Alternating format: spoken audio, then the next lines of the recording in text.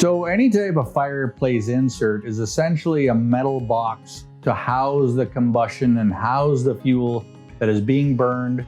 A vent or a chimney comes off the top of that metal box and goes up the existing chimney to vent the flue products outside. So a wood burning fireplace insert is a metal box. You have to open up the door and you build your little teepee full of kindling and you put in your cardboard and your crumpled up papers and you light it and you hope to heck that you can get it going in order to establish a good draft so all the smoke isn't pouring out into your living room.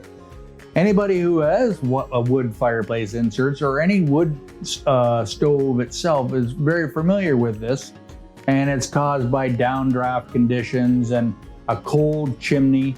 And as you're lighting it, all the smoke is coming out of your living room. Cough, cough, cough. All right. So with a gas fireplace insert, again, it's a metal box that goes into your existing wood stove. There's a door on it. The door is not open. On the inside are imitation logs or pebbles or some nice media in there that gives the illusion of something that's burning. So as the flames pop up around this, there's no opening, there's no smoke, there's no downdrafts. It's all as a result of pushing a button on, off, or a thermostat. So as your thermostat starts and calls for heat, or if you push the on button, the gas goes into the box and it goes poof into a beautiful propane or natural gas flame that through a glass door you can see, and it looks very, very pretty.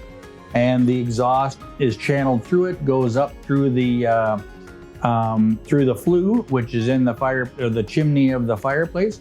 It produces lots of heat and no smoke, no downdrafts, no issues.